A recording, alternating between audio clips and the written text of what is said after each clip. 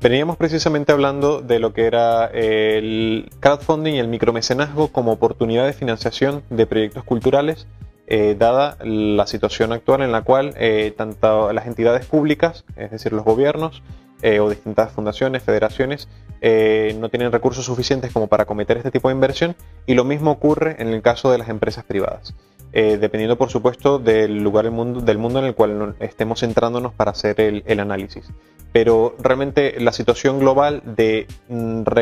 delegar en el público, en el posible público, la financiación de un proyecto cultural se está convirtiendo en la norma, porque de alguna forma ese público no solamente ratifica como viable la idea y como apetecible la idea del proyecto cultural que se está realizando, sino que precisamente es el público objetivo el que se intenta luego fidelizar en la creación de una industria que sea capaz de sustentarse a sí misma. Vamos a, si queréis, hacer un pequeño análisis a nivel mundial de cómo es la situación a día de hoy, comenzando por un país bastante peculiar en cuanto a la aportación a nivel de mecenazgo y de patrocinios, como puede ser Brasil. El Brasil está haciendo una política muy interesante de apoyo a proyectos culturales, de contenidos digitales específicamente, a través del Banco Nacional de Desarrollo. En la cual realmente hay tres partes involucradas. A nivel ministerial, el Estado brasileño; a nivel de banca, el banco que es el Banco Nacional del país; y luego también la empresa privada, es decir, asociaciones de televisiones privadas y distintos entes de referencia en lo que es la producción audiovisual en Brasil. Estas tres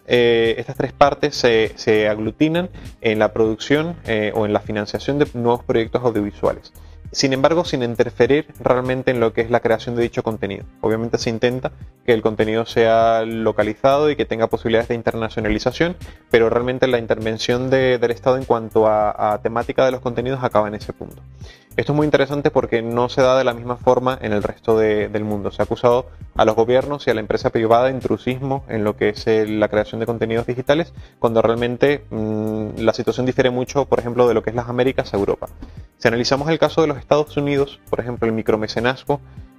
ha traído una casuística bastante interesante de analizar, porque, por ejemplo, el gobierno de Obama se ha visto forzado a la publicación de un decreto llamado Jobs, que significa Jumpstart Our Business Startups, que básicamente lo que busca es defender a los posibles inversores dentro de un proyecto de micromecenazgo cuando estos reciben a cambio de su aportación una participación en una determinada empresa. Hasta este punto está constituido el micromecenazgo, el crowdfunding en Estados Unidos, que hacen falta decretos de ley con bastante urgencia para poder atajar todas las posibles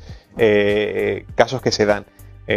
También tened en cuenta que Kickstarter, como plataforma, por ejemplo, de crowdfunding de referencia a nivel mundial, que es una plataforma norteamericana, ha conseguido financiar proyectos muy importantes no solamente a nivel cultural, sino también a nivel empresarial.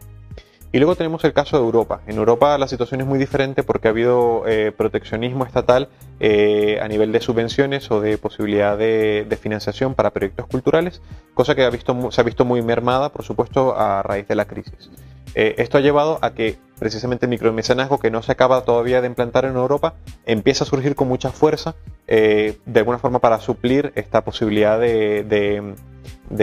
realización de proyectos culturales. Al mismo tiempo que se tira de las empresas, forzándolas o sugiriéndoles que a través de un mecenazgo, un patrocinio